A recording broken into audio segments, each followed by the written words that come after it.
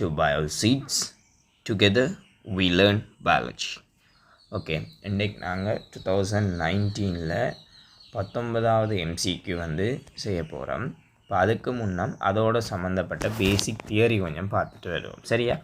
இப்போ இந்த எம்சிக்யூ என்னத்தோட சம்மந்தப்பட்டன்னா விலங்குகளில் உணவூட்டல் பொறிமுறைகள் என்றதோட சம்மந்தப்பட்டதான் இந்த எம்சிக்யூ. விலங்குகளில் உணவூட்டல் பொறிமுறைகளில் 4 வகையான ஃபீடிங் மெக்கானிசம் உணவூட்டல் பொறிமுறைகள் எங்களுக்கு தந்திருக்கிறாங்க. முதலாவது வழித்துண்ணிகள். வழித்துண்ணிகள்னால் என்னன்னு சொன்னால் சூழ உள்ள நீர்த்தன்மையான ஊடகம். சூழ உள்ள நீர்த்தன்மையான ஊடகத்தில் தொங்கிக் கொண்டு இருக்கிற உணவு பதார்த்தங்கள். சரியா? நீர்த்தன்மையான ஊடகத்தில் தொங்கிக் கொண்டிருக்கிற அந்த உணவு பதார்த்தங்களை வடிகட்டுற ஆக்கெல்லாம் வடித்துண்ணிகள். வடித்துண்ணிகள் 2 மெதட்டை பாவிக்கும். கைப்பற்றல் என்னது? கேப்சரிங். ஏதோ ஒரு வகையில் உணவை பெற்றுக்கொள்ளும். அதான் கைப்பற்றல். ரெண்டாவது எங்களோட ட்ராப்பிங், அதாவது சிறைப்படுத்தல். சிறைப்படுத்தல் என்னது? பொறி வைக்கிற மாதிரி பொறி வச்சவர் என்ன பிடிப்பார்? சிறைப்படுத்தல். ஓகே, ரெண்டுக்கும் வித்தியாசம் இருக்குது. 2 மெதட்டை யூஸ் பண்ணுது. சூழ உள்ள நீர்த்தன்மையான ஊடகத்தில் இருக்கிற அதில் தொங்கிக் கொண்டிருக்கிற உணவு பதார்த்தங்களை வடிகட்டுபவை. ஓகேயா? இவர் என்ன செய்வார்ன்னு சொன்னால் உங்களுக்கு 2 உதாரணம் தரீனம். ஒன்று சிப்பிகளும் மட்டிகளும், மற்றது பலீன் திமிங்கலங்கள். சரியா? சிப்பிகளும் மட்டிகளும் என்ன செய்யும்னு சொன்னால் இதானே சிப்பிகளும் மட்டிகளும். இது என்ன செய்யும்னா நீரில் காணப்படுற சிறிய உணவு துணிக்கைகளை என்ன செய்யும்னு சொன்னால் இந்த இன்ஹெலன்ஸ் சிப்போனன்றதுக்களால் உள்ளே எடுக்கும். உள்ளே எடுத்து என்ன செய்யும்னு சொன்னால் அது நீரோடு சேர்ந்து உணவு துணிக்கைகளும் என்ன செய்யும்னா உள்ளே வரும். பிறகு அது கில், அது பூ. இதான் அந்த பூன்ற அமைப்பு. அந்த பூன்ற அமைப்புகளால் இந்த உணவு பதார்த்தங்கள் கடக்கும். தண்ணியோடு சேர்ந்து நீரோடு சேர்ந்து கடக்கும். அப்படி கடற்கைக்கு இந்த பூ அமைப்பை பார்த்தீங்கன்னு சொன்னால் அங்கே பிசிரடிப்பு செயல்முறை இருக்குது. எப்படி இருக்குமெண்டா இப்படி இருக்குது. இப்படி இருந்தால் பிசிரடிப்பில் என்ன செய்யும்? உணவு பதார்த்தங்கள் எங்கே நோக்கி நகருமெண்டா இங்கே நோக்கி நகரும். நீர் என்ன செய்யும்? அதிக ஃப்ளோலையே இருக்குது. நீர் அதிக ஃப்ளோலையே போகும்போது உணவு பதார்த்தங்களை எங்கே நோக்கி நகர்த்தமெண்டா அதிக வாயை நோக்கி நகர்த்தும். அப்போ அதுக்களால் என்ன செய்யும்னு சொன்னால் உணவு பதார்த்தங்களை எடுக்கும்.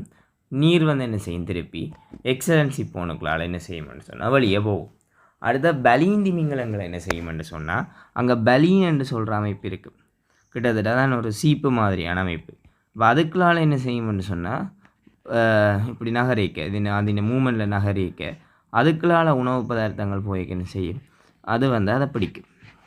அதான் பலீன் திமிங்கலங்கள். அடுத்த விஷயம் அடுத்த உதாரணம் உங்களுக்கு அழைக்கிறது அடுத்த ஃபீடிங் மெத்தட் என்னென்னு சொன்னால் திரவ உண்ணிகள். திரவ உண்ணிகள் ஒரு விருந்து வழங்கி ஒன்றில் தங்கியிருக்கும். உயிர் வாழும் விருந்து வழங்கி. அடுத்தது இந்த விஷயங்கள் கதைக்கொண்டு டெஃபினிஷன் கேட்ட உயிர் வாழும் விருந்து வழங்கி.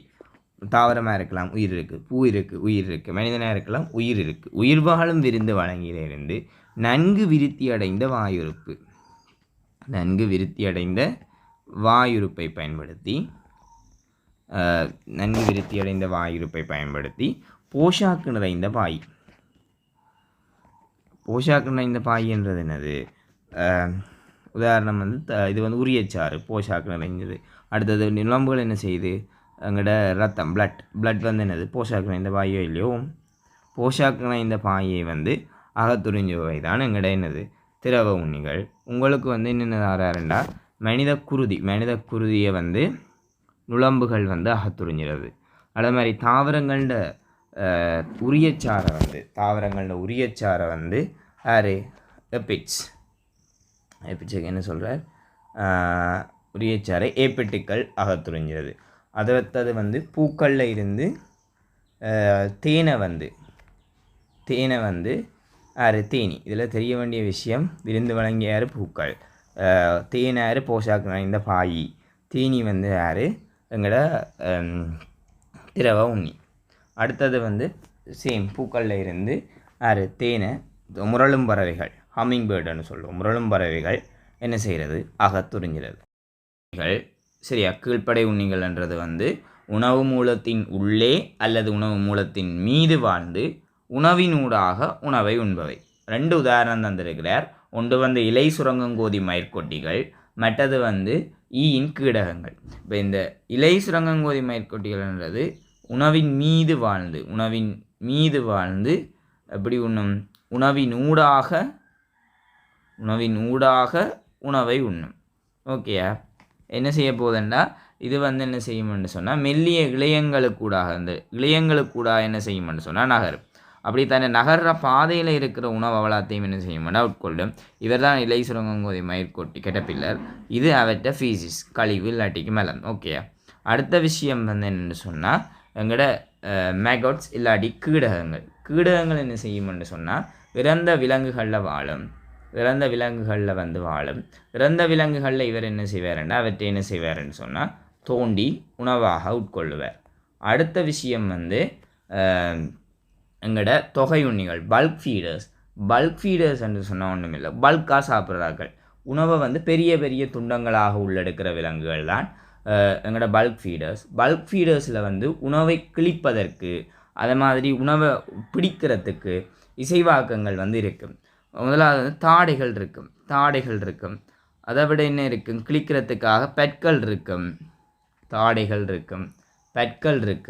இதை விட பரிச கொம்புகள் இருக்கும். அதை விட உகிர்கள் இருக்கும்.